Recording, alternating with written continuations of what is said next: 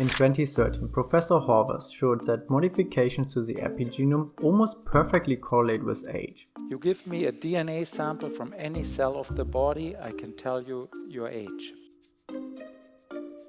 Your genome contains a template of life in the form of DNA, of which all of your cells are basically the same. What differentiates the cells from each other is their epigenome. The epigenome consists of molecular marks to the DNA and to proteins the DNA wraps around, but without changing the DNA sequence itself. The epigenome controls what genes are expressed, and thereby it controls the identity and function of a cell. In other words, it regulates what cells become muscle cells or brain cells. During aging, there seem to be changes to the epigenome that happen in every cell and in every person in an ordered sequence. And using an algorithm, these changes can be tracked to determine somebody's biological age. However, the interesting question here is whether it is just a correlation or is there a causation? Let's assume we can directly modify someone's epigenome to make it younger. Will the person live longer? And will he age healthier? Well, we don't have a direct answer to this question, but there is some science that has tried to answer this. In 2012, the Nobel Prize was awarded to Shinya Yamanaka, who showed that by introducing just 4 transcription factors into a fully differentiated cell is sufficient to revert the cell to a pluripotent cell state. The cell became a stem cell again.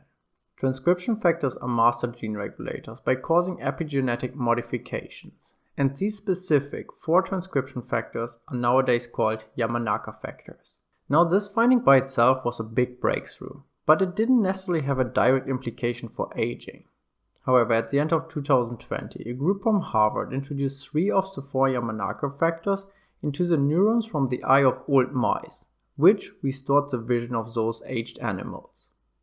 They found that using these 3 factors reprogrammed neurons in the eye towards a useful epigenome.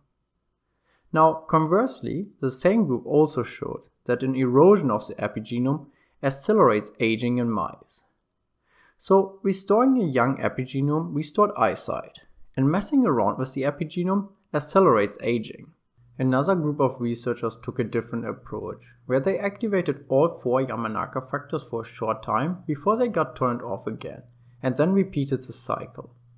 Using a mouse model for premature aging that has the same mutation as people with Hutchinson-Gilford-Progeria syndrome, the scientists found that cyclic activation of the Yamanaka factors increased the lifespan of those mice significantly.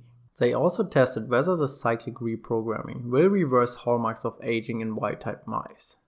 Mice, very much like humans, become insulin resistant with age, but the cyclic reprogramming of the epigenome of old mice could prevent increased insulin resistance.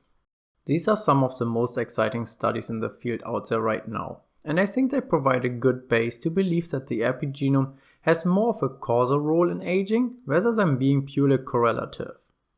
As always, you can find more information in the description. Thank you for watching.